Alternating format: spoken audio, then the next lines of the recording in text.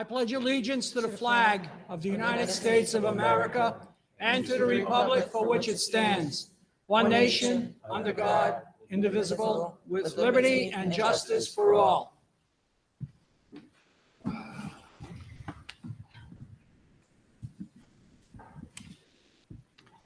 We'll begin this evening with a discussion from our Woonsocket High School peer mentors.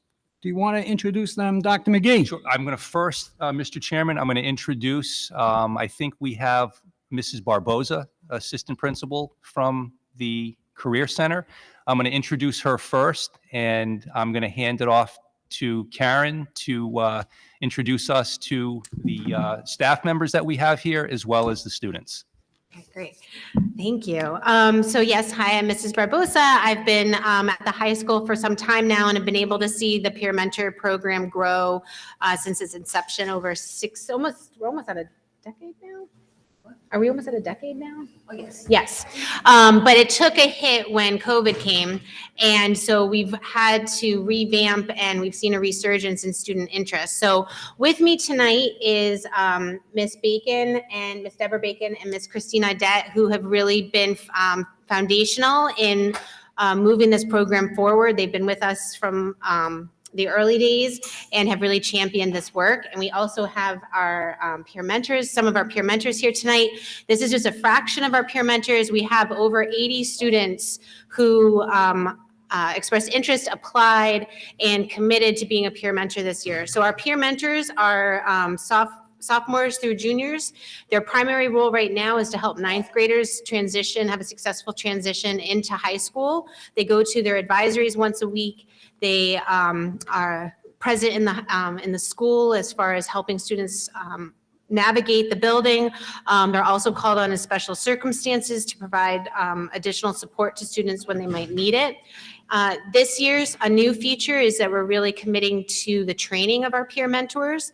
Just today, we went, Miss Audette and Miss Bacon and 19 students went down to URI to participate in the Collin Foundation's training on suicide prevention and awareness.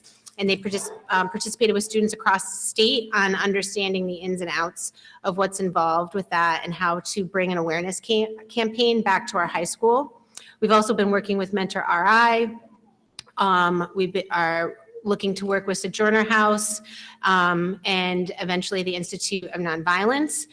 And then also, Miss Audette and Miss Bacon are two of our 5 facilitators trained in team mental health first aid. And last year we had over 40 students trained in team mental health first aid awareness. And we are going to continue that work this year to get more of our peer mentors trained so that they can be eyes and ears in the school for their peers. And if they recognize that an issue is happening, they can come to a trusted adult so that we can make sure that we give the student the assistance that they need. So I know it's a lot, we're doing a lot, but as much as I could give a condensed overview, that is the peer mentor program. So do you want anybody? Yes, please. Okay, do you want to say anything? Do you want to come up? Okay. Are you okay? Ciara, who's being a little shy right now, you can see some quotes of hers in the Valley Breeze and the Woonsocket Call. They were just interviewed and had some really poignant experiences to share about their involvement. And I will now turn it over to Mina. Oh, I don't know what this is. Okay. My name is Mina Antunes. It's my first year being a peer mentor. It's been kind of stressful, but I really like being able to help the freshmen because I know coming in as a freshman last year, it was really hard for me to get around the school. But I feel like after today, with my first training with the suicide prevention and awareness at URI, I feel like it really changed my whole concept of how much I want to help students recover from mental health or deal with any mental health problems that they do have, being someone that did recover from mental health. So, yes. Good, great job.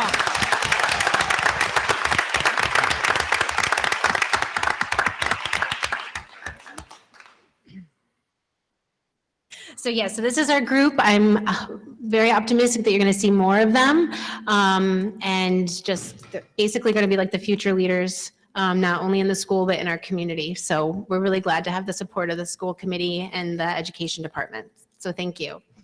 Thank you. Ms. Barbosa, why don't you have the peer mentors stand so we can see them? There we go. All right.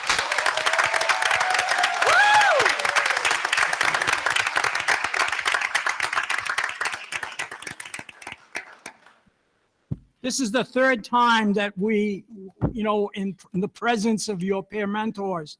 They're an incredible bunch of students who really care about their high school. They really care about their fellow students.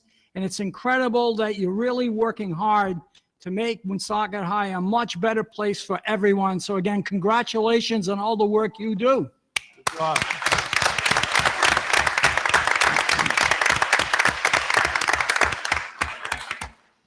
Now we'll proceed to public comment. If there's anyone that wants to address the school committee, please come to the podium, state your name and address for the record. And we ask you to keep your comments to 5 minutes and keep them in good decorum. Does anyone want to address the school committee?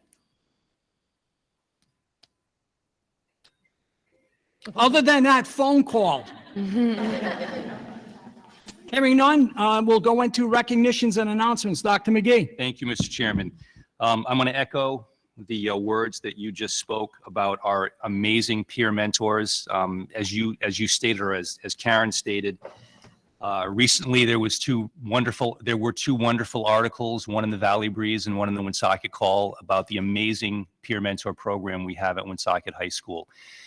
Incidentally, the program has grown from over the last 8 to 10 years to over 88 peer mentors, and my understanding is that there were over 100 applicants, over 100 students applied to become peer mentors. So we're in great shape. We're in great hands with the peer mentors at Woonsocket High School, and I want to thank them, and I want to thank Mrs. Audette and Mrs. Bacon. I want to thank Mrs. Barbosa, Gigi DeBello, who also works very hard with our peer mentors. So again, congratulations to them. We're so proud of you, and you're what make Woonsocket High School the amazing school that it is. So again, thank you very much.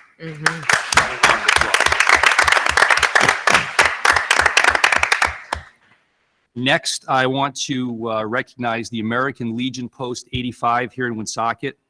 They held a back-to-school supply drive with donations benefiting all elementary schools here in Woonsocket.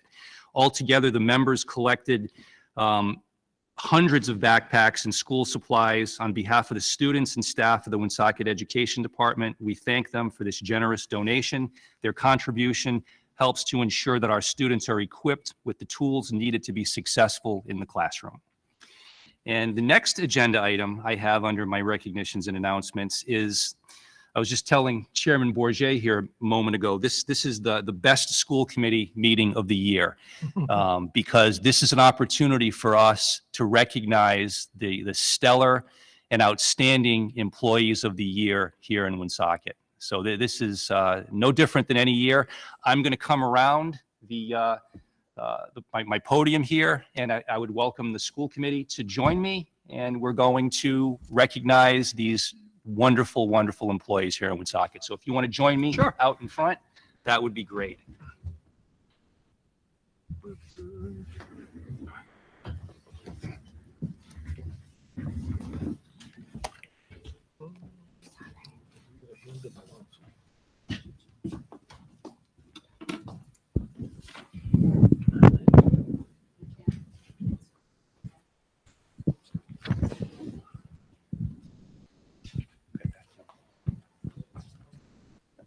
I'm going to start with the Administrator of the Year for the Woonsocket Education Department. Before I announce the WED Administrator of the Year, let me describe the recipient's achievements, characteristics, and some quotes from nominating staff.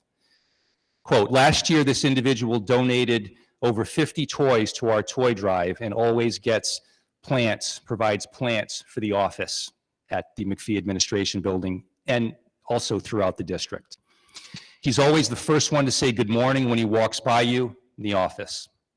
He's undertaken the largest non-educational department in the district with 85 employees serving all facilities and technology needs. He's often seen working nights and weekends, volunteering his time, especially during COVID, to ensure meals and technology were provided across the city. Incidentally, he also drives a plow. Yes, so if you see him this winter, give him a wave. He might be plowing out your school. It's with great pleasure that I announce the 21-22 WED Administrator of the Year, Mr. Al Notariani.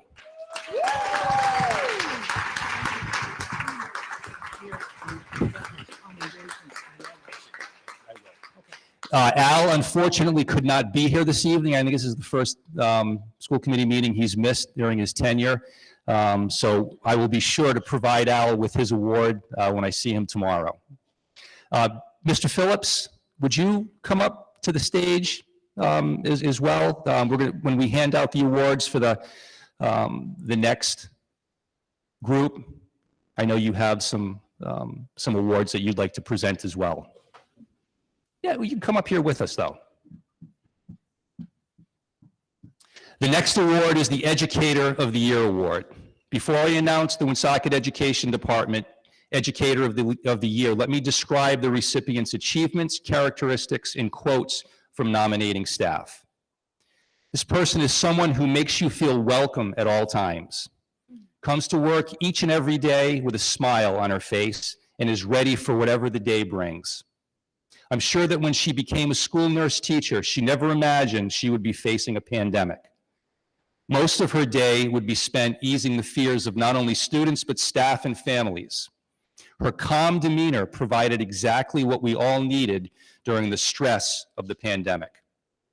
On top of the additional work the pandemic brought her way, she also dealt with the everyday needs of our school community.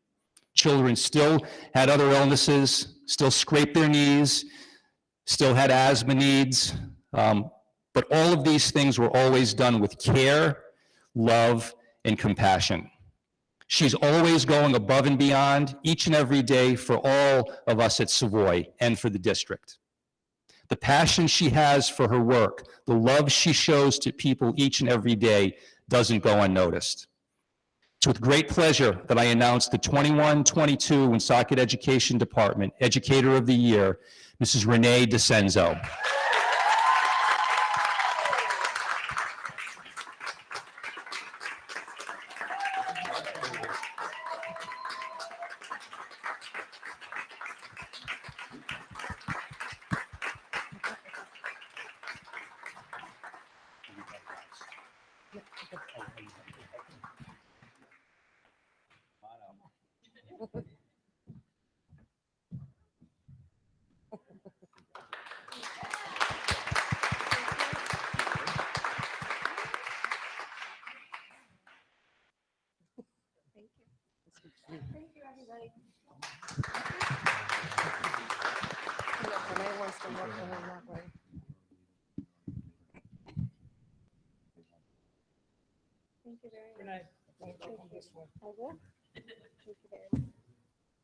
I'll give you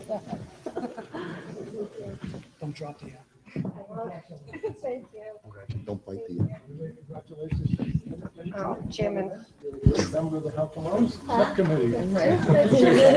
More pictures too, so she might want to come back.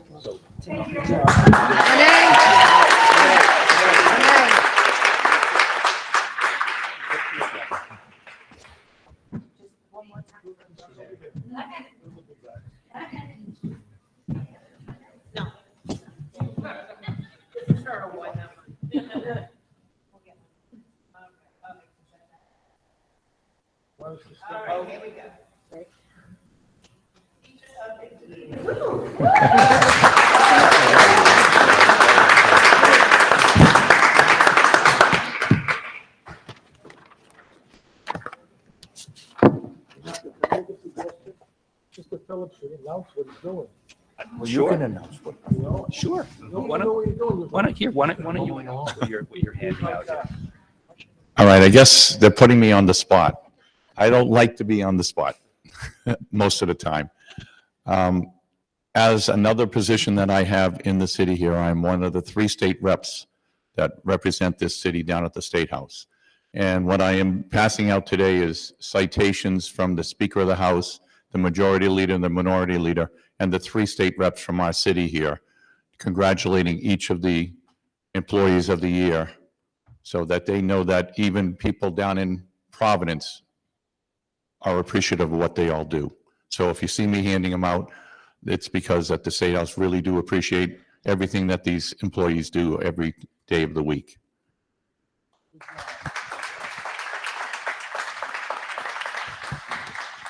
Next up, we have the Paraprofessional of the Year. And before I announce the WED Paraprofessional of the Year, let me describe the recipient's achievements, characteristics, and quotes from nominating staff.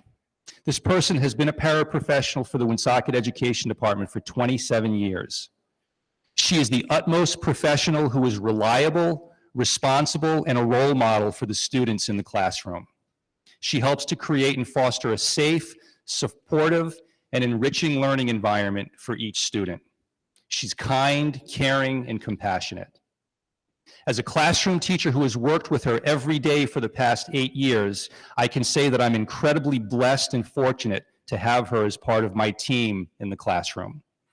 It's with great pleasure that I announce the 2021-22 Woonsocket Education Department Paraprofessional of the Year, Mrs. Paige Stefanik.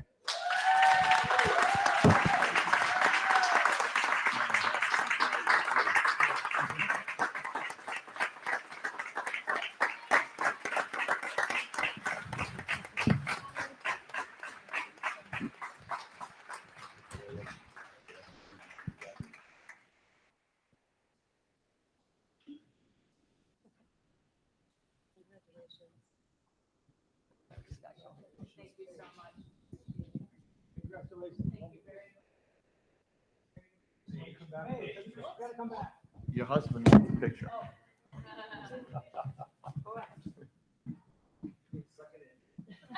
Which one? All of us, Dave? No, yes, that's the Dave we all know and love.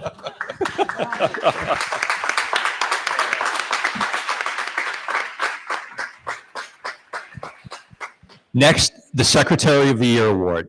Before I announce the WED Secretary of the Year, let me describe the recipient's achievements, characteristics, and quotes from nominating staff. This person started as a paraprofessional at Harris Elementary School in 2015. She was the school secretary and now is the Skyward Specialist in Central Office. At Harris, she was an integral part of the Harris School Friends of Harris program, which is similar to the Harris Elementary School PTO. She's kind and generous with each student, each staff member, and every parent or caretaker who walks into the main office at Harris Elementary School, even knowing all the students by name. Every decision she makes as a school secretary is based on what's best for each and every student. It's with great pleasure that I announce the 2021-22 Woonsocket Education Department Secretary of the Year, Mrs. Amanda Huguenin.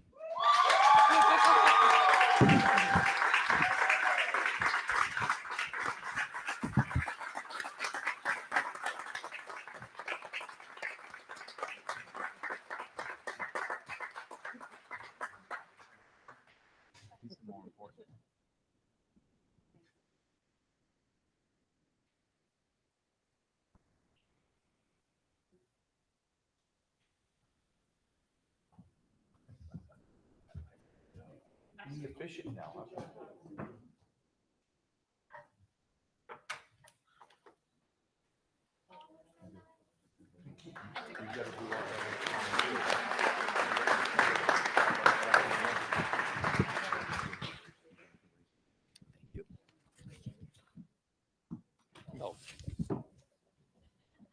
Congratulations. Congratulations.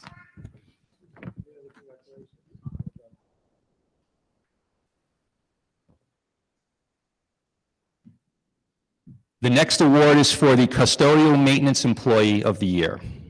And before I announce the Custodial Maintenance Employee of the Year, let me describe the recipient's achievements, characteristics, and some quotes from nominating staff. This person has been a part of the Woonsocket Education Department team since 2015. He's always willing to help whenever, wherever, and whomever is needed and never refuses to help out at other schools. He comes to work early, stays late, and will also work weekends. Students and staff love him, even high-fiving him when they see him in the hallway. It's with great pleasure that I announce the 2021-22 Woonsocket Education Department Custodian Maintenance Employee of the Year, Mr. Ray Massey.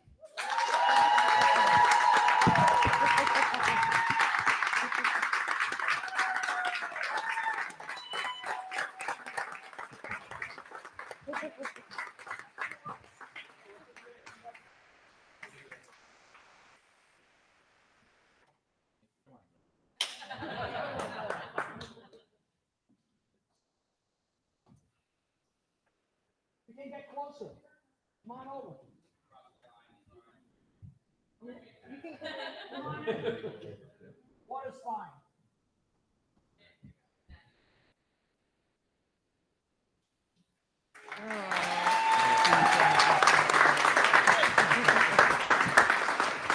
That's a good guy.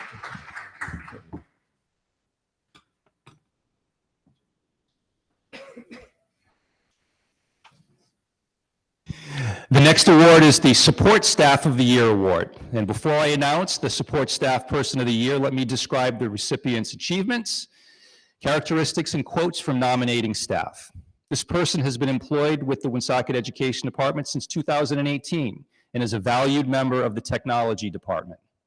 She addresses technical issues in a timely manner and possesses a natural talent for analyzing issues and providing solutions. Each day, she provides the same level of dedication and support for our faculty, staff, students, and families. It's with great pleasure that I announce the 2021-22 Woonsocket Education Department Support Staff of the Year, Mrs. Linda Tracy. Yeah.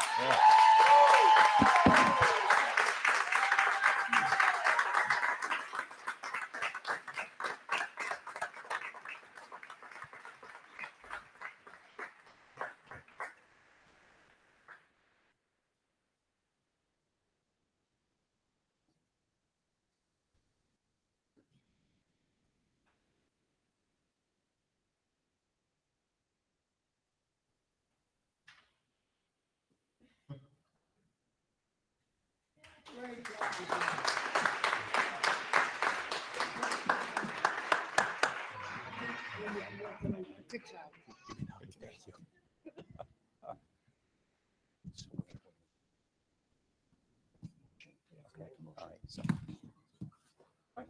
Okay. Don't go anywhere.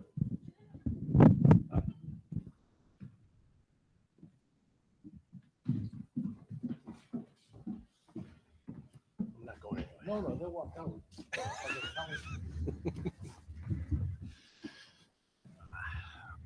Before I hand it off to you, Chairman, I want to just, again, congratulate all of the amazing WED employees here that were recognized for just their outstanding efforts, their dedication, their compassion, and the amount of devotion that they've provided to our students, our families, our district, and the community. So let's give them all another round of applause.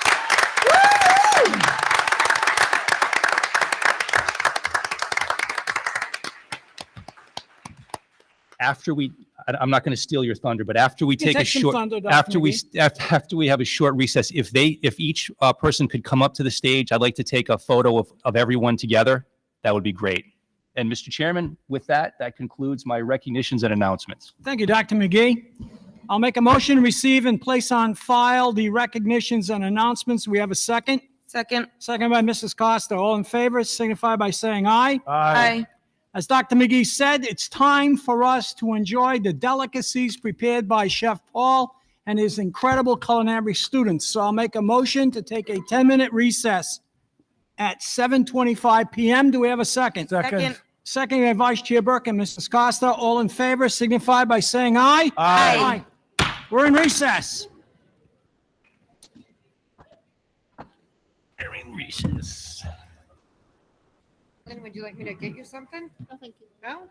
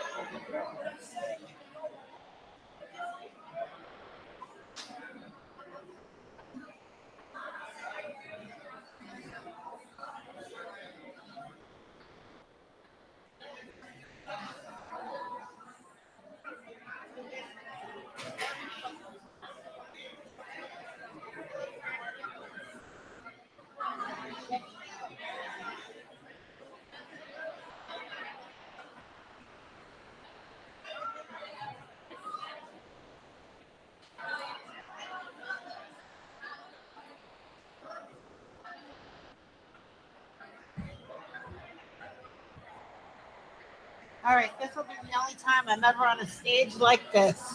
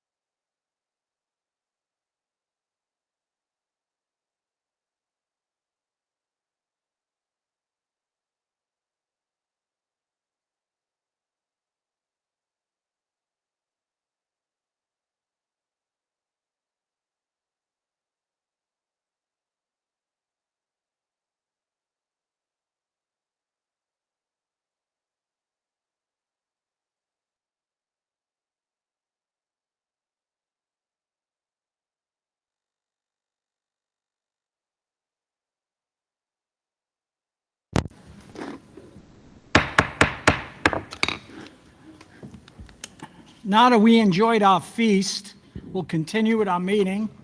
And so I'll make a motion to come out of recess at 7:43 PM. Do we have a second? Second. Second by Mr. Leclerc and Mrs. Costa. Dr. McGee, roll call. Chairman Bourget, Here. Vice Chair Burke, Yep. Mrs. Kepiscus, Yes. Mrs. Costa, Here. Mr. Leclerc. Here. Yes. Here. You're covered twice. Yep. I love it. Next, I'll make a motion to approve the September 14, 2022 closed session minutes. Do we have a second? Second. Second by Mr. Leclerc. There any changes to the minutes? Dr. McGee? Chairman Bourget, Yes. Vice Chair Burke, Yes. Mrs. Kepiscus, Yes. Mrs. Costa, Yes. Mr. Leclerc. Yes. Next, I'll make a motion to approve the September 14, 2022 open session minutes. Do we have a second? Second. Second by Mrs. Costa. Dr. McGee, roll call. Chairman Bourget, Yes. Vice Chair Burke, Yes. Mrs. Kepiscus, Yes. Mrs. Costa, Yes. Mr. Leclerc. Yes. Next, we'll go into the consent agenda, and I'll make a motion to discuss and approve the consent agenda. Do we have a second? Second. Second by Mrs. Costa. Does any school committee member want to take any item out of order and discuss any items within the consent agenda? Dr. McGee? Chairman Bourget, Yes. Vice Chair Burke, Yes. Mrs. Kepiscus, Yes. Mrs. Costa, Yes. Mr. Leclerc. Yes. Dr. McGee, I'm going to ask you to give us your superintendent's report. Thank you, Mr. Chairman and committee. I'm going to start with personnel matters update. I'd like to just give the committee and the community a summary of the number of positions we have by the union with respect to whether it's Local 1137, whether it's the Woonsocket Teachers Guild 951, or the paraprofessionals. So to date, September 28th, as of September 28th, we have 7 1137 positions that are still open. Those include custodians, mainly they're second shift custodians. We also have a floater custodian, as well as a general maintenance utility itinerant as well. And we have a secretary for the guidance department at Woonsocket High School. We have a total of 26 paraprofessional openings currently in the district. And we have a total of 27 certified teacher positions. Now, of those 27 certified teaching positions, I just want to point out to the committee that it's not 27 classroom teachers. Of that number, there are 5 elementary classroom teachers, teaching positions that we are looking to fill. We have 5 from the high school, 4 from Villanova, and we don't have any yet Hamlet. There are, however, which adds up to the 27, is we've got a good number of social worker positions, and those are positions that we have added through ESSER. So they're not positions that we currently have or had, but we're hoping to fill those positions. I know we recently filled the one psychologist position for the high school, and I believe it's elementary. I think that position was half and half. So the good news is that we have the funds for those positions, and we're currently looking to fill those positions. So there are 27, as I said, certified positions, but those 27 are not all classroom teacher positions. If anybody has any questions about that. If not, I'll move on to the next agenda item. So district learning walks. I know the committee is aware and familiar with the district-wide learning walks that we conduct. We've been conducting these for about 3 years. This year is really no different than the other years. We've actually started the learning walks. We've conducted one at the high school and career center. And again, those learning walks include district staff, myself, Dr. Holt, other directors. We bring in principals from across the district, assistant principals from across the district. And we have the folks from the Teaching and Learning Alliance, Scott Borstel and Ed Lee, who have been working with us in support of this process for the last 3 years. The look-fors that we have this year really haven't changed drastically or dramatically from last year. We're looking at student interactions with one another in the classroom. And when I say student interactions, we're talking about student voice and choice, which means we have classrooms that are much more focused on, we call them student-centered classrooms versus teacher-centered classrooms. And the difference between the two is a teacher-centered classroom is where the teacher sort of takes on the load, if you will, the learning load, where a lot of direct instruction, where a student-centered class is where students interact with one another, whether it be in pairs or in small groups.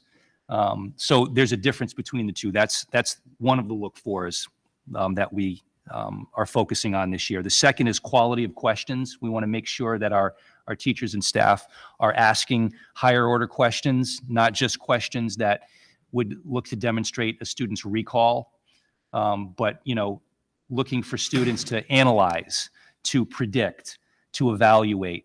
Those are higher order type questions that we're looking for again this year. Assessment criteria, how are our teachers and staff assessing students? How do they know students know what they should know?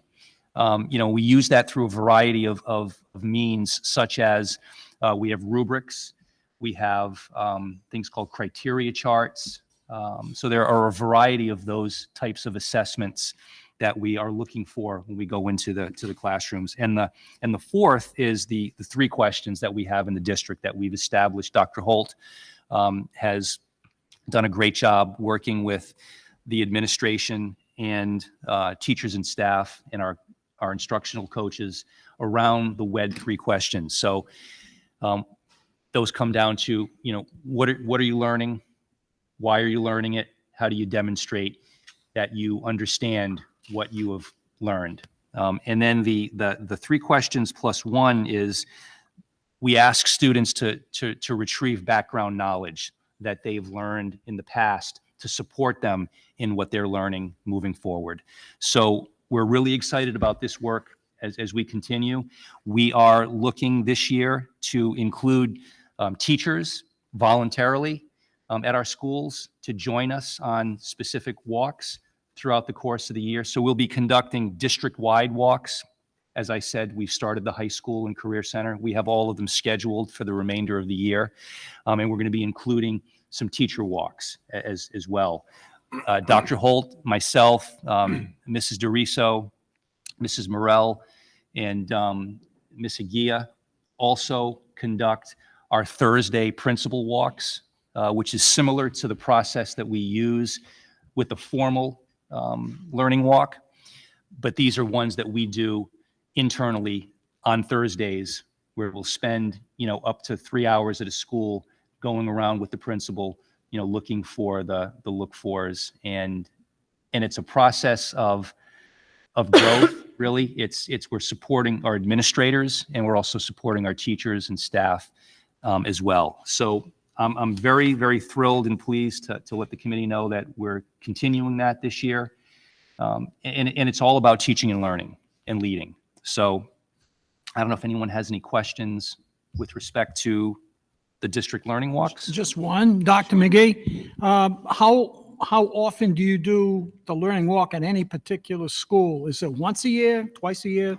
How often do you cover the school? So for the district learning walk, it's once a year. So we schedule them by month. So each school will have one district learning walk, and that district learning walk includes the gentleman from the Teaching and Learning Alliance. The Thursday ones that we conduct, they just rotate. So we start, the second Thursday of the school year, and each Thursday we go to a different school. And then once we've sort of gone through all schools, we repeat that and we continue to do them. So I know last year we got to each school 3 times. And then the teacher ones that we're going to be conducting this year will be just once at each school. So when you combine all of those, you're talking about 5 learning walks that are conducted by school. By school. For the year. Thank you.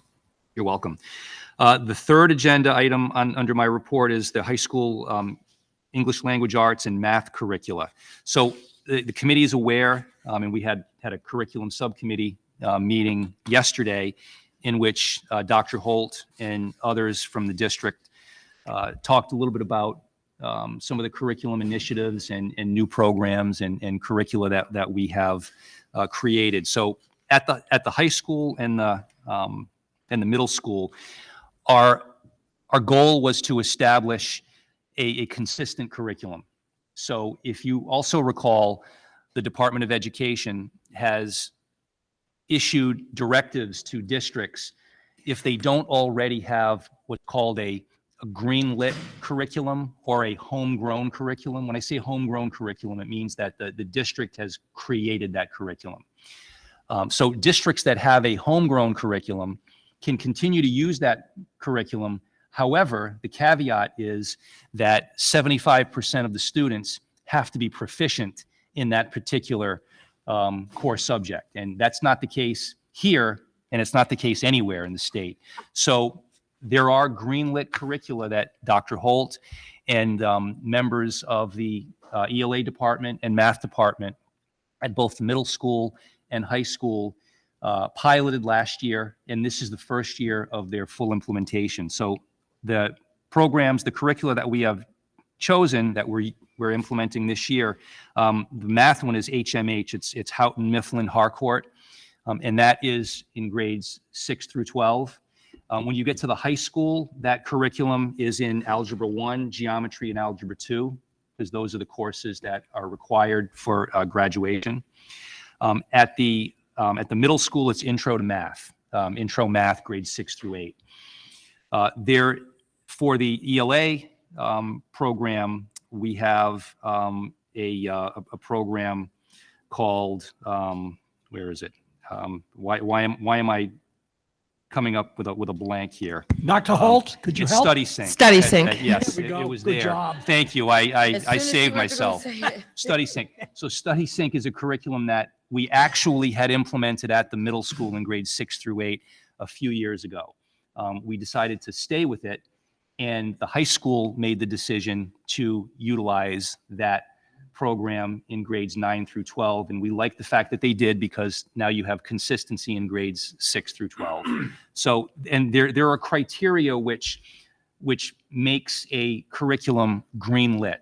Ed Reports is the organization that the Department of Education uses to basically green-light curricula. And the criteria that they use are text quality, building in knowledge, and the usability, focus and coherence. So, and for math, it's rigor in mathematical practices. So there's a set criteria that RIDE and Ed Reports has that they use so that we know which curricula are greenlit. You can't utilize a curriculum that's not greenlit. So we have 2 greenlit curricula at our middle schools and our high school, and we're looking forward to getting data this year, some both anecdotal data and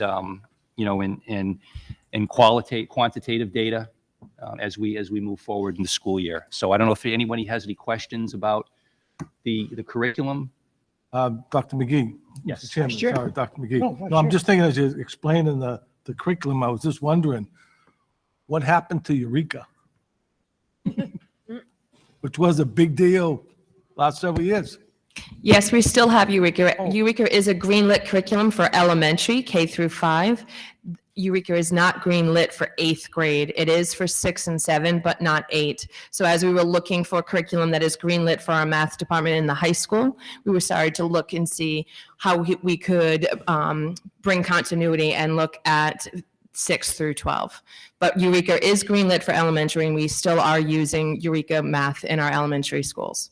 We're also, for your purposes, we're also using ReadyGen, which is another green-lit ELA curriculum in our elementary schools. Good, thank you. Question? Yes. Before I get to my last agenda item, I would be remiss if I didn't thank Chef Paul and our amazing culinary students here in the back of the room. Outstanding. Yes, that was delicious. I know that I've heard comments up here around, we'd pay for that food. We absolutely would. It's as good as anything you're going to get Here comes in Chef a Paul. restaurant Here he is. anywhere around. So I want to thank both chefs Chef Paul. Great for job. an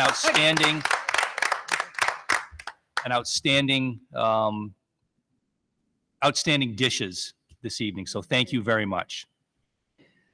My last item under my report is a COVID update. I received some numbers from Mrs. DeCenzo a few days ago around the number of COVID positive cases we've had in the district. We've had, for students, we've had roughly 150 across the district that have tested positive. And in terms of staff, we've had roughly 40 to 45 staff who have tested positive. The protocol that we're using is the protocol that is recommended through the Department of Health, and that is anyone who tests positive is to isolate for 5 days. To return to school, they need to be symptom-free, and it's recommended when they return that they wear a mask. It's not, we give them that option. As we know, masks are no longer mandatory, but we do recommend that anyone returning from COVID wear a mask. And I can have that, I can get that information also, because I know Mrs. Kapiskis, you had asked to put this on the agenda. I can get you the breakdown by school as well, if you'd like that.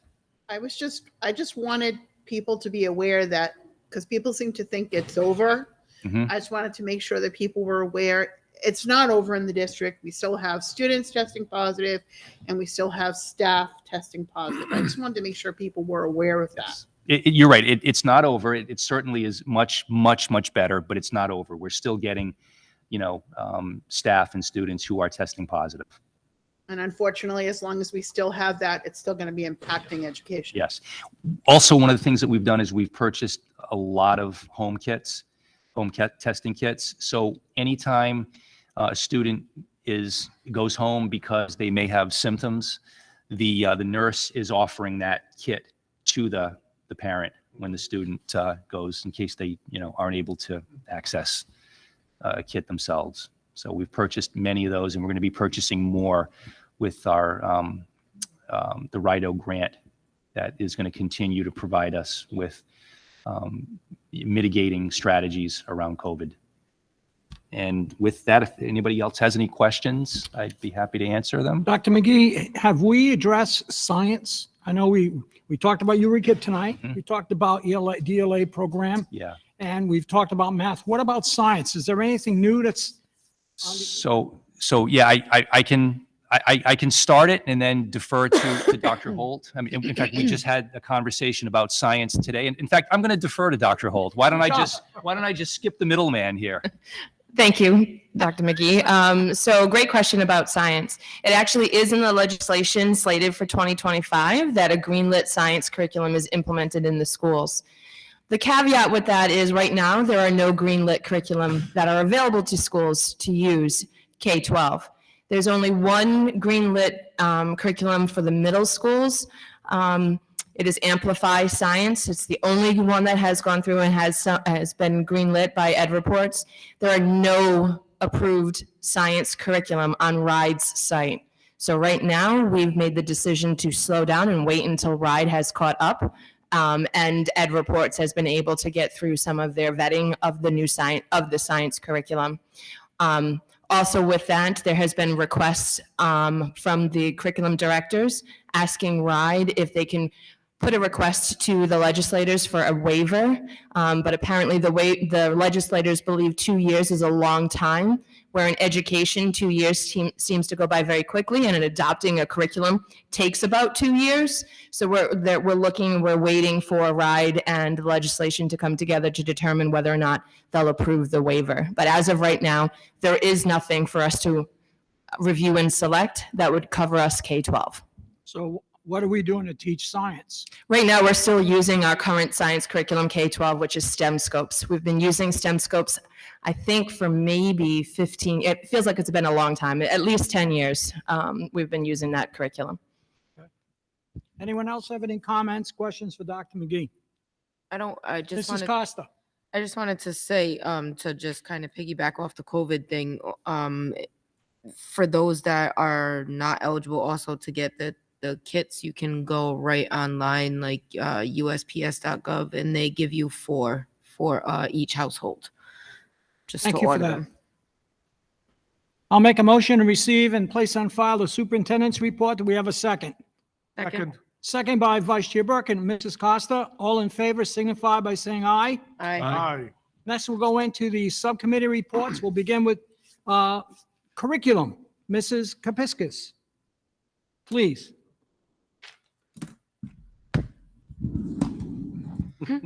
Oh, my God. Thank you, Mr. Chair. You've got a book, No, I gotta find my chapter notes. 1. Am I that bad? Do you not You're feel just- well informed? I Very am thorough. totally informed. Okay. I apologize. I didn't have a chance to do up my little notes that I normally do, Sure. so I got to kind of skim off my handwritten notes. Curriculum Subcommittee met for our first meeting of the school year yesterday at 3 p.m.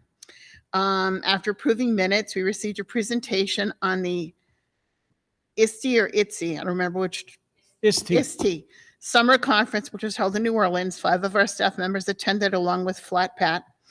And they learned about different tools that could be used within the district, things like Padlet. A lot of it was already utilized in our district. They developed a thing called Amazing Race that they used with staff during orientation. They're hoping to implement in the classroom. Grading for equity, STEM stuff. Very heavy with curriculum, showed how tech enhanced the curriculum.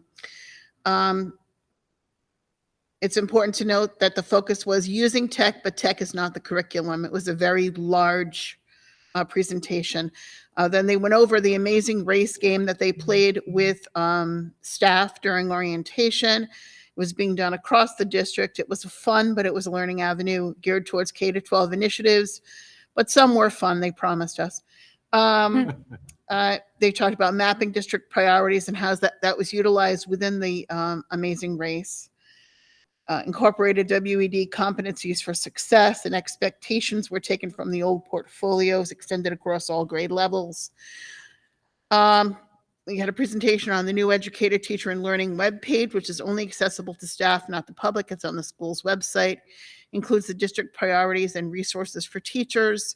It's basically supposed to be a jumping off point for staff who are looking, especially new staff, who are looking for resources in terms of presenting the curriculum and what the curriculum is. We asked both, Mr. Chair and I both asked, how do we know that the teachers are using the material? And I was concerned after discussion at another meeting that I was in, I spoke about Right to Read. And how do we know that what teachers were learning at Right to Read is being implemented with fidelity across the district? And Dr. Holt shared that there are teachers being evaluated, and there are those learning walks that the superintendent talked about, where they can see to make sure that those are being implemented across the district. They felt that this new Educator, Teaching, and Learning webpage is a great place, so that there's one place for teachers to look with a drop-down menu, less confusing, less time-consuming. Then we talked about the new curricula for math and ELA. I won't bore you since Dr. McGee already did that. There was more Bore us? questions. Are we I don't mean he bored you. You went over it. Wow. And there were questions connected to whether or not we were sure that the teachers who are presenting this curriculum were trained in it. And we discussed how it's really a contract issue because nothing mandates the teachers attend certain PD. They have to attend PD, but it's not mandated that they attend certain PD. So it's not necessarily true that every teacher who's using this curriculum received the PD, and even though it was offered to them, and even though they were offered pay to attend, and Dr. Holt said she was going to look into that and get back to us. Then we reviewed Summer Academy, PD for the staff. It was better attended in June, but it was presented again in August. They'll probably make an adjustment for next year. There was an update on Vernon Heights and Coleman, which are our CSIP schools. Both have submitted the most recent budgets. They're working with Highlander, using all time to put out PD on this, and it's mandatory PD. RICAS has been completed, and those schools, when RICAS is completed, CSIP schools are determined by the schools that are in the bottom 5% for the state. There were no scores out on the most recent RICAS until late October, when they'll be available to the district, but they'll be embargoed from the public. They won't be available to the public till November. But it's hopeful that at our next meeting, that we'll be able to discuss what the scores were, what direction they went, even if we can't discuss in great detail, but hopefully they'll be out. Our next meeting is November 15th, 2022 at 3 p.m. here at the middle school in Hamlet.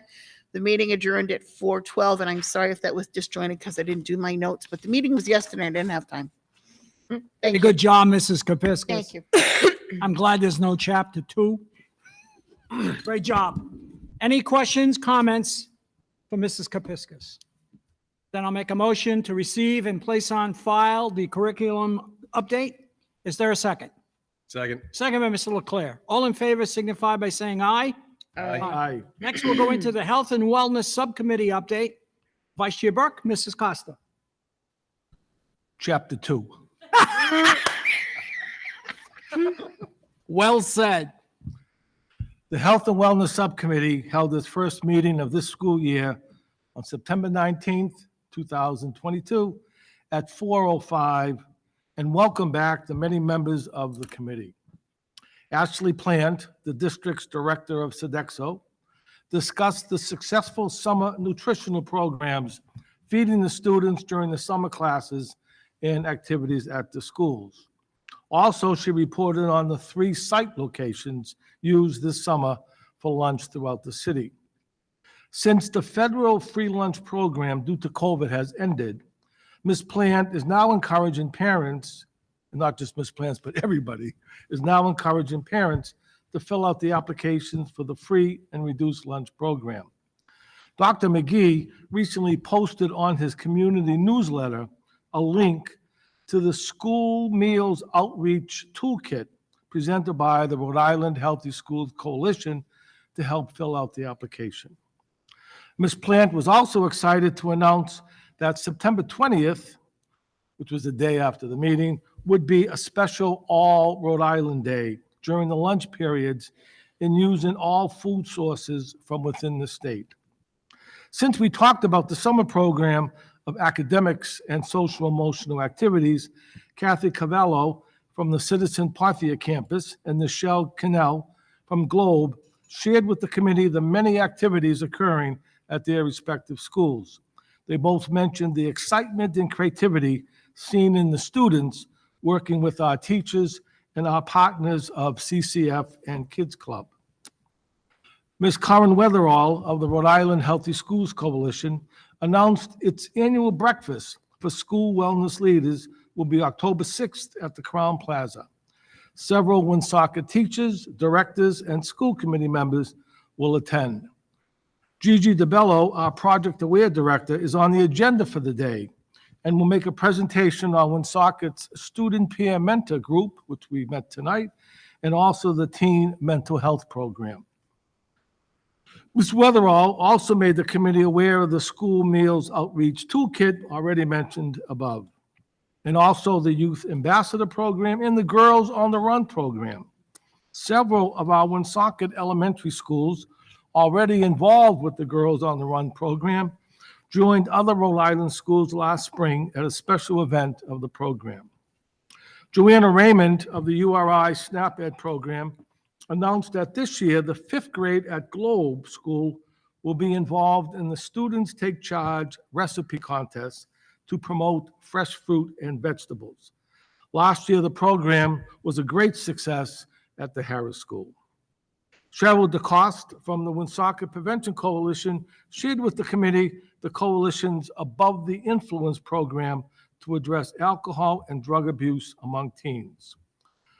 Gigi DeBello announced that the Project Aware program has been given a 4-year grant to renew and to continue its work in Woonsocket.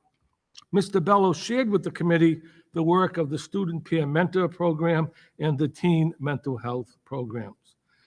Ms. DeBello also introduced Selena Gibbs a school-based advocate from the Sojourner House who will be working with the Woonsocket schools 2 days a week. The next meeting will be November 14th at 4 o'clock in room 124 at the Hamlet Middle School. The meeting was adjourned at about 5:30. Thank you, Mr. Chairman. Ms. Costa, is there anything you need to add? There was just one note that I had taken. It was the Rainbow Food Challenge that they had brought up. And that was actually really cool. They were it was different fruits and vegetables that the classroom would eat, and they would let them know, and they would have to fill in the rainbow. And whatever classroom filled up the rainbow first got like a prize at the end. And I thought that was a really cool program to get the kids involved in, to get them eating their fruits and vegetables, because they get to compete. Oh, I ate this. Oh, I ate that. So I thought it was really cool to see that. And the other one was the suicide awareness training, which we were aware of today. I thought that was a really great program, and I think it's a really great and brave thing and courageous thing that our peer specialists are doing. So again, I just want to commend them for what they do. And that concludes our report. Thank you, Vice Chair Burke and Mrs. Costa. Any questions, comments for them? Then I'll make a motion to receive and place on file the Health and Wellness Subcommittee update. Is there a second? Second. Second by Mrs. Costa. All in favor signify by saying aye. Aye. Next, we'll go into the financial update, and I'll ask Mr. Perrier to give us that. Thank you, Mr. Chairman. This evening, I will be discussing the June 2022 preliminary fiscal update. Still marked preliminary at this time, as invoices still are coming into the office that should be charged back to the prior fiscal year. This is just a side effect of, the pandemic, still some people catching up their books and still a little behind. But I feel that we're probably 99% closed out at this point as far as journal entries, posting our accrued payroll. So we're going to keep an eye open for the next month, see if anything else comes in that we'll need to charge back to 2022, and then move forward with the audit and closing out the books. So currently we are projecting a $270,000 surplus for the general fund. And some of the highlights that we're looking at on the revenue side, unrestricted state revenue is projected to be $76K over budget. The final state aid number was increased in July 2021 when the final enrollment snapshots were processed at RIDE. On the expenditure side, all regular salaries are $2.367 million under budget at this time. And when netted with the employee turnover allowance of a little over $1 million, this will put overall salaries of $1.339 million under budget. Additionally, the district has approximately $400,000 in ESSER funds budgeted for general fund salary reduction as well as benefits that has now been applied to the general fund, driving that surplus up. The substitute salary line ended up being $354,000 under budget. The district did have better success at the end of the school year filling vacant sub positions that ended up driving the surplus down than earlier projected in the year. After school programs were currently projected to be $136,000 over budget. We had some money in ESSER 2, but as of this time, we are not moving that money to ESSER 2. Medical expenses are currently $260,000 over budget. Our IB&R medical expenses, or our incurred but not yet received medical expenses, were significantly higher than originally projected, which ended up eating into the surplus that we were projecting earlier in the year. Unfortunately, the way IB&R works is that we don't know the final count until we get the final report, and we received that report in probably about 2 weeks ago now. So we were able to incorporate it into this. So now we've accounted for it, but it has kind of turned our medical upside down at the close of the year. And I think another thing here that we want to keep an eye on is that the IB&R going up is often an indicator in my history here of medical expenses being higher the next fiscal year. And by what I mean is the current fiscal year we're in now. So again, that's something that we're going to keep an eye on as we get into reporting on the fiscal year 22-23. But again, just something to keep an eye on going forward there. Additional speech therapists, contracted nursing services, and behavioral interventionists have been needed beyond what was originally budgeted. Again, we have not moved that money into ESSER 2 at this time because the general fund is able to absorb it. And this way, we'll keep our ESSER 2 fund in a little better shape for this fiscal year as we close that out. We currently have expenses on the general fund at this time for technology, building improvement, and buses, but we have transferred them off to utilize our capital funds for those expenditures. And we have also moved off some expenses to ESSER 2 for furniture and fixtures. As I stated earlier, we are projecting a $270,000 surplus for the fiscal year. While most of the nuts and bolts accounting work is finished, there's still maybe some transfers between our capital funds to better set us up for this current fiscal year as well as down the road. But I would anticipate no change to our overall surplus that we're projecting in any of the above situations that I mentioned. So at this time, I'd love to answer any questions the school committee has. Mr. Perrier, did you say we're not going to be transferring any more funds out of operating to ESSER at this point for 22? As of this time, we are not. We are wrapped up. How much we still have left in the ESSER 2 reserve, if you would? Probably about $4 million, and we spent almost $10 million of that. As you know, we received almost $14 million. So what's going to happen once we finish closing out 22, probably the end of October, more likely the beginning of November, we'll have a deep dive into ESSER 2 and ESSER 3, as well as, an update as to where we're at fiscally in the current fiscal year. At that moment, we'll kind of plan out when we'll cut over from ESSER 2 to ESSER 3 to finish the support for ESSER 2, and then make our plans for the next 2 years for ESSER 3. So we'll go back to the drawing board on that. Hopefully, at that point, we'll have better clarity as to what direction we're going to be moving as far as the capital improvements of the district go, because again, that is a rather large piece of our ESSER 3 at this time. Did you say we used around 10 million of ESSER 2 at this point? Probably closer to 9. 9. Yeah. So when we go into this year, are we Yes. looking to use another 9? So we would have 4 left. So we'd have to grab 5 in ESSER 3 to make up. We're not going to need quite as much because we already have offloaded some ESSER 2 things to ESSER 3. But we're probably going to need right now in the neighborhood of $2 to $3 million from our ESSER 3 budget. Okay. So we'd be more than covered for what we need to do. Absolutely. Yeah. We 100% will be covered. In fact, I still think looking at what we're doing with ESSER 3 right now, there are some positions that we have yet to fill. And I mean, I'm hopeful we fill those, but that's something that we're going to monitor throughout the year. And if we get into, December, January, still with these open positions, we'll probably adjust our approach at that point and see maybe what direction we can go in. And what kind of what kind of reserve do we have left for medical? I know you said they were higher than expected. So where are we with that? Well, we do have a fund transfer booked. That was part of balancing the budget for fiscal year 22. It was a little over $1 million. Right now, we're looking to take that $1 million out of the reserve insurance account we have that has about $1.9 million in it. So we'll be down to $900,000 in that reserve account, but we also still have our OPEB account, which is currently in the probably $800,000. I think that's about where we're at with the current latest statement I got. So we still do have some money in reserve for medical for the current fiscal year. Okay. Any questions, comments from Mr. Perrier? Then I'll make a motion to receive and place on file a financial update. Do we have a second? Second. Second, Mr. Leclerc. All in favor signify by saying aye. Aye. Next, I'll ask Ms. Morel to give us the special education update. Thank you, Mr. Chairman.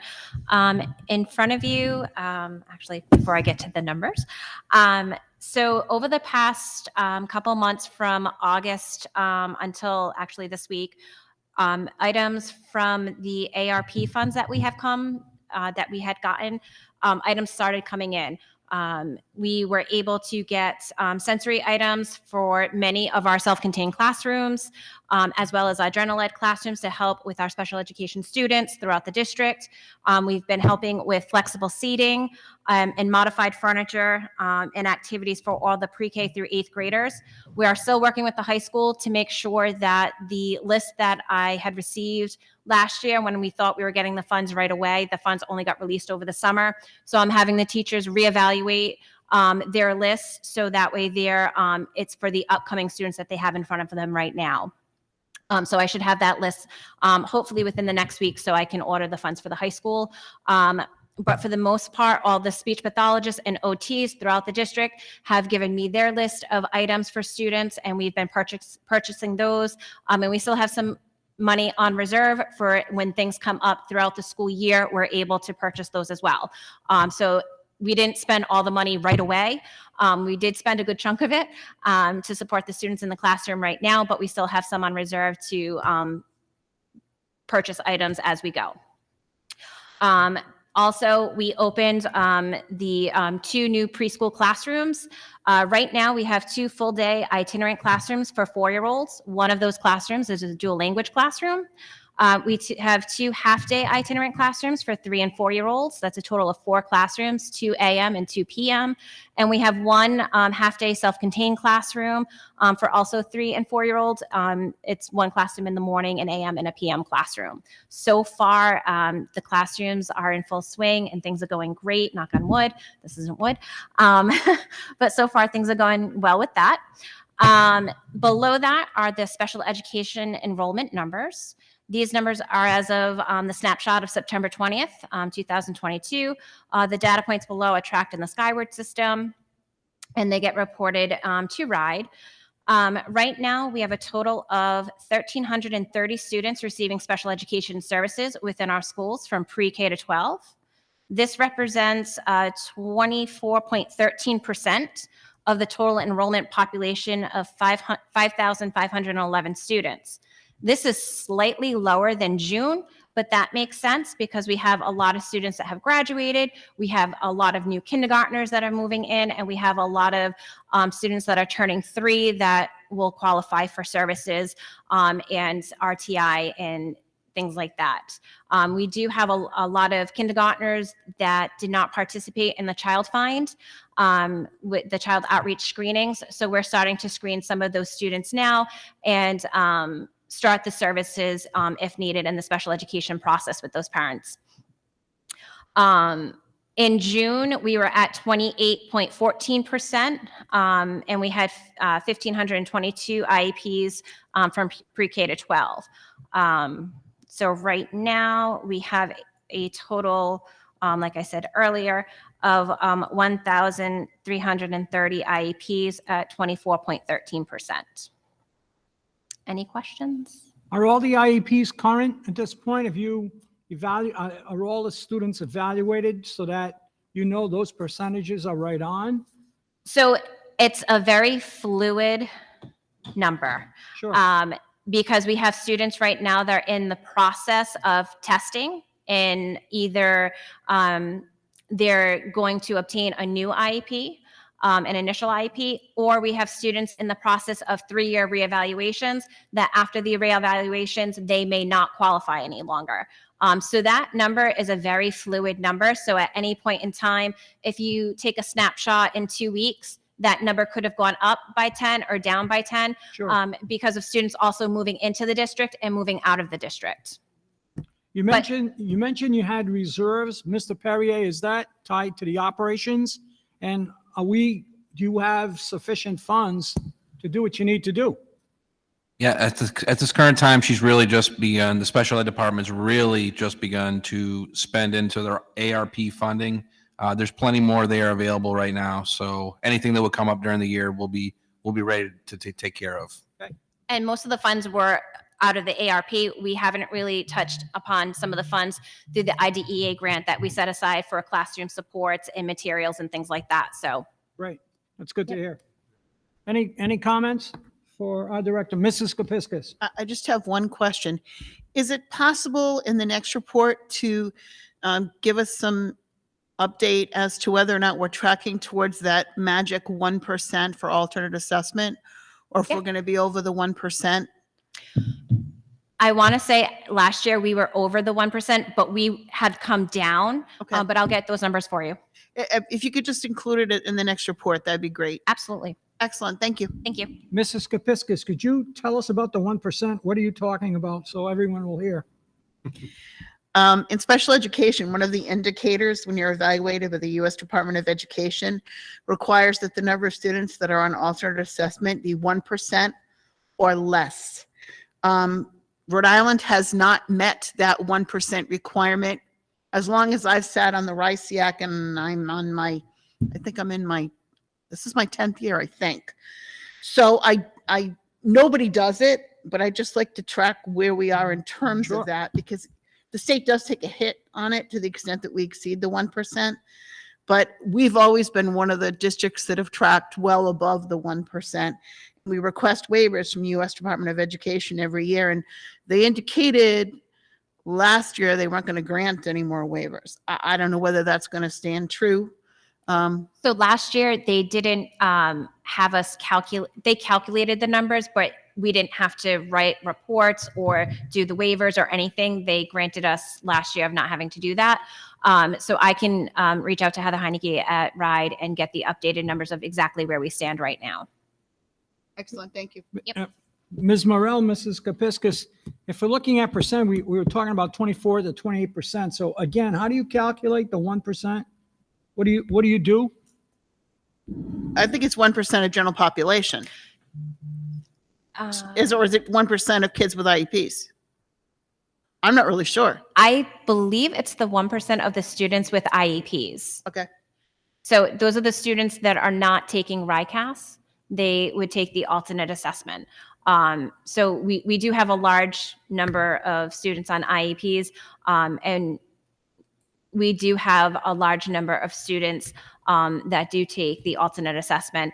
Mrs. Gerard and Maria Gallardo, my middle school chairperson, has been working with RIDE in the SET program that I had talked about, I want to say last year through school committee meetings on strengthening our alt assessment program that we're doing with our students and our teachers with qualifying students, as well as doing trainings with the students and how to support them in the classrooms to make sure that they are, if they're taking the alt assessment, that they truly need to take the alt assessment, and also the students that are on the alt assessment, how to help support them to get a better score, like how to define their skills.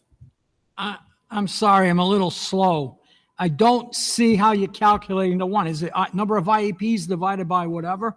How do you calculate it? The number of students that are taking alt assessment by all the students with IEPs.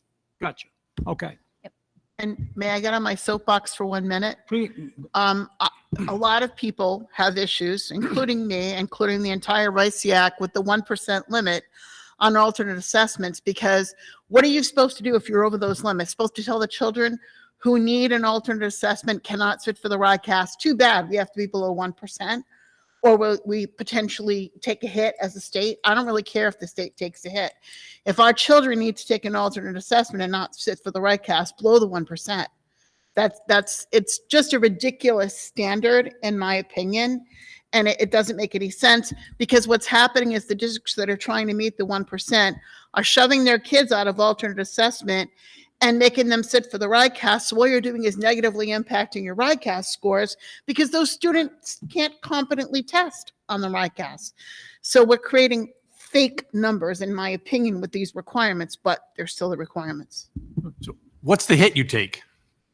Those students who are not taking the alternate assessment, they're not taking the DLM anymore, they're now taking the RICAS. If they're not ready to take the RICAS because their disability, their problem is so profound, they're going to score among the lowest on the RICAS, and they're going to drive down your RICAS proficiency. I understand that. You say that the federal government will take, Rhode Island will take a hit. What's the hit that the federal government gives Rhode Island? Well, in terms of the indicators, they affect your IDA grants. Okay. If so you don't meet Funding. certain steps on it. Money. Absolutely. All right, just checking. Thank you. There are 17 indicators. Yes. Get that right. Yay. You get a gold star, Mrs. Kepiscus. Thank you for that. Anyone else? I'll make a motion to receive and place on file a special education update. Do we have a second? Second. Second by Mrs. Costa, Mr. Leclerc. All in favor signify by saying aye. Aye. Next, we'll go into new business. I'll make a motion to discuss and approve a new position, accounts payable specialist. Do we have a second? Second. Second by Vice Chair Burke. I'll turn it over to Mr. Perrier. Thank you, Mr. Chairman. In 2014, when I started here, just to give you a little history, there were 2 accounts payable positions in my office. When I was hired here, we transitioned over to a new accounting system. So around let's see if I get my dates right here. Around the 18-19 year, I had a retirement in my department, and we didn't end up replacing that accounts payable person, as we had new efficiencies as far as our new accounting system went. And at the time, there really wasn't enough work for 2 people in my department in that area. And for the following fiscal year, 1920, pre-COVID, it really went really well. It seemed that we had it balanced correctly, and we had no issues at all there. But then we moved into the COVID year. So we had no problems really in the first COVID year, as kind of everything shut down in that 2021 year. But last year, fiscal year 21-22, the output from the accounts payable office went up tremendously. And that really has to do with all the additional funding that we've been talking about here, all of our ESSER funds, the IDEA, ARP that we just mentioned. A lot of additional funding sources have come in through last fiscal year that we began to tap into. And just to give you some a little info, some hard numbers, in fiscal year 21, we did 2,827 requisitions, purchase orders. Last fiscal year, we did 3,822 purchase orders. So that's an increase of almost 1,000 purchase orders over one fiscal year, or an increase of about 35%. So the workload has gone up tremendously last fiscal year, and for this fiscal year and next, again, looking at all the additional funding coming in, this workload is not going to go away for the foreseeable future. So I've come before you this evening to ask to bring that accounts payable specialist back. I provided a job description to you and a fiscal impact. Just a quick note on the fiscal impact. That is for the entire year. That's $78,000. Now the year being a quarter of the way over already, the number that we're looking at right now is more in the $58,000 area. But quite frankly, by the time we get through the interview process and actually filling the position, it's going to be even less than that. So again, I reach out to the school committee and I ask that we bring back this accounts payable specialist position back because we are in need of it right now. Any comments, questions for Mr. Perrier? I agree with you. With that kind of number of transactions, the last thing you want to do is either fall behind or start making errors. Because at that point, when you start putting together financial statements, all of a sudden we're going to catch problems, whether things are going to be missed, items are going to be double booked, and it just brings a whole rash of problems. We've had really good fortune that this school department has had you as the director of finance along with your staff. The last thing I want to see, especially during these ESSER years, is a problem with our internal accounting controls. We're going to be going into a significant period of construction coming up soon. And so there will be quite a bit more transactions than you've seen thus far. I mean, the number of transactions you have now could double easily. So to me, it's a good safeguard to bring somebody in now, make sure they're well experienced and trained, and this way you don't miss a beat. So I'm definitely in favor of this. Any other thoughts? Dr. Miggy, roll call. Chairman Bourget, Yes. Vice Chair Burke. Yes. Mrs. Kepiscus. Yes. Mrs. Costa. Yes. Mr. Leclerc. Yes. The second item on our agenda for new business was to be a discussion and approval of a bid for architectural engineering services. However, the administration is in the process of going through interviews as a result of the RFP and IRFQ that we've issued. So I'll make a motion to table this item until the next meeting. Do we have a second? Second. Second by Mrs. Costa and Mr. Leclerc. Dr. McGee, roll call. Chairman Bourget, Yes. Vice Chair Burke. Yes. Mrs. Kepiscus. Yes. Mrs. Costa. Yes. Mr. Leclerc. Yes. Having no other items on our agenda, I'll make a motion to adjourn our meeting at 8:37 PM. Do we have a second? Second. Second by Mrs. Costa. All in favor signify by saying aye. Aye. We are adjourned.